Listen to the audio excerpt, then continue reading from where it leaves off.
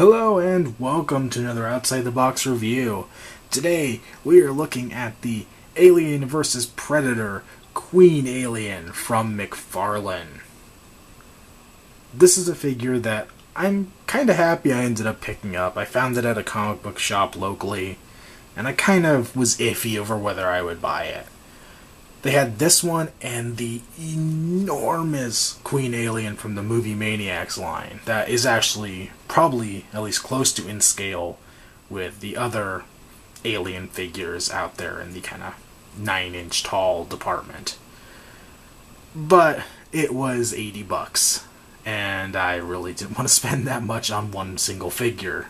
So I went with this one, who is about the same size as the other McFarlane NECA aliens. She actually may be a little shorter. It's kind of hard to tell. But she's a pretty cool figure. I was not a huge fan of Alien vs. Predator by any means, but it could have been a lot worse than it was. And it does have some enjoyable trash quality to it. You know, I was kind of late to the game in discovering Alien and Predator, and maybe I just don't have the nostalgia factor with them. While I do love both series, maybe I just don't have the nostalgia factor that made this movie so sacrilegious to me. But it really is a cool creature. And it is, you know, close enough to the James Cameron one that it's not too bad. But she does have some nice detail, as you'd expect from a McFarlane. You'd have all the little indentations in her side and stuff, and the scalloping in the armor. The tail is nicely done. It has a nice ridge down the back of it. It looks really cool. And it has a spear-looking tip on the end of the tail. The detail on the back is nice. These appendages here are nice and sharp, and the body has a pretty nice paint job to it. Some parts of it are a flatter, blackish gray. Around here it's a shiny black. Just give it some nice depth. Really the only part that makes it too recognizable as the AVP version is this crest up here, where you can see it's covered in blood and holes. There's some nice detail on it though, some nice spiky ridges and all kinds of stuff like that. One big downside to this figure is she can't stand on her own. She sits on this base, which has 3 little eggs and some goo on it, and her feet, while nicely sculpted with the whole high heel look going on, have metal poles that go down into this base. The metal poles are permanently attached to her feet, making it impossible, even if you could find a good balancing point with her, to have her stand on her own. I am tempted, because eventually my goal is to make a pretty extensive Alien diorama with all my figures, as well as the Predators, to maybe see if this metal in her feet is magnetic, and maybe cut the poles off with her feet, you know, right flush with the plastic, and see if I could put some magnets in a base for her to stand on. But that's something to mess with in the future.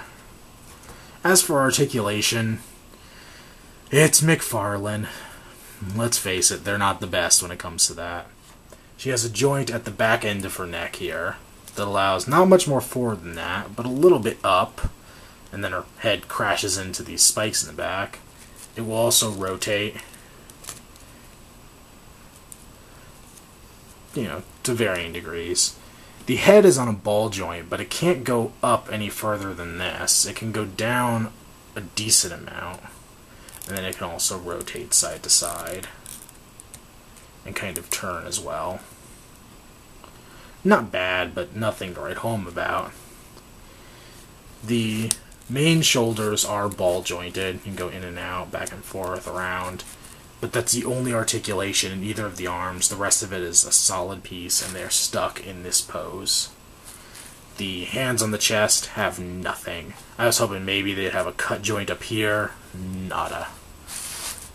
The tail is wire inside, so you can bend it however you want. It's a very, very long tail, so I tend to put it curved around her just to save space. The best joints she has are the most useless. She has nice ball joints here in her hips, and can't use those really because she's stuck on this base, which is kind of a disappointment that they'd even give you that much there. It will let you move her up and down on here like that. I was looking at other reviews of this figure, and one thing I found disturbing that I probably would not have noticed unless somebody pointed out, so now I'm going to corrupt your mind looking at this toy as well, is that she actually has the place down here where the egg sac would attach, and there's a good amount of detail down there that's kind of disturbing to see on an action figure. I know that's really nothing new for McFarlane to put that level of detail into a toy, but it is kind of odd to see. Now, I feel the need to put some other stuff into perspective with this figure, so that other people don't go and buy it thinking that it will work in their collection like I thought. I knew she wasn't big enough to fit in, but I did not realize how much she wouldn't fit in. If you bring in the standard alien from NECA, it towers over her. And even if you bent its legs at an extreme angle, it's still a much larger figure than she is, which is definitely disappointing.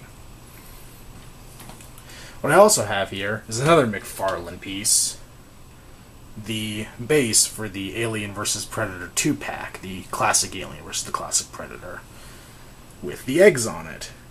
And if we compare, these eggs are enormous in compared to the ones on the Queen's base. Now, the reasoning for this is one of the weirdest decisions that I've seen McFarlane make. And I've seen them make some weird decisions.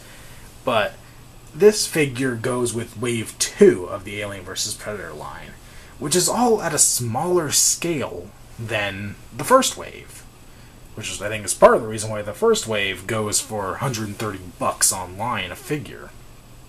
At least for the Predators. But this was meant to fit in with much, much smaller figures. And it actually has pegs on this base that will attach to those other bases with those little diorama displays. They weren't even really action figures, they were just dioramas. Which is definitely a disappointing feature. But my plan in the diorama, and I knew this picking up this figure, was that I'm going to try, keyword try, to use a forced perspective with the Queen.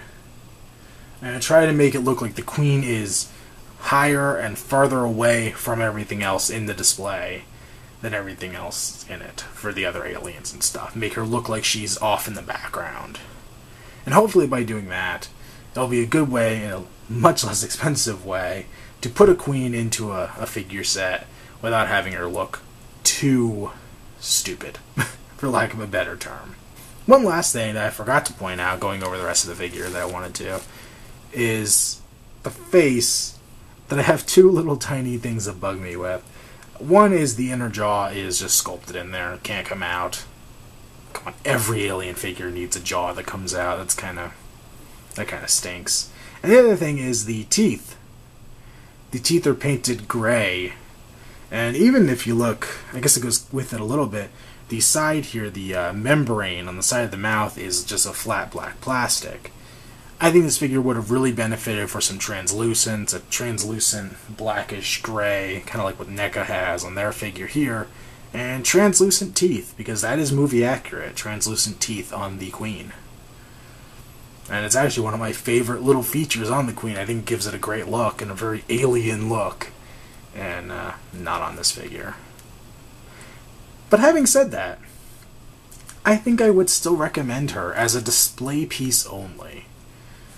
And we'll see if I still stand by that once I try to put her in with the rest of my stuff. But from what I've got here, she is nice. She's impressive. I mean, the Queen is going to be impressive no matter what. And the sculpt is very nice. It's not a disappointing sculpt. The articulation's a little lackluster, but she looks good. And if you like the smaller Alien vs. Predator figures, or even if you have ones that for some reason are smaller, I don't know if a company makes them that size, she would look good with them. She's probably taller than the, maybe the Revoltech She might actually look good with the Revoltech figures. I know there is a Revoltech Queen. It's probably nicer than this one, but it might be a way to go. She's probably a little cheaper even on the secondary market than the Revoltech Queen. Having said that, it's been another Outside the Box review. Stay tuned for more in the future.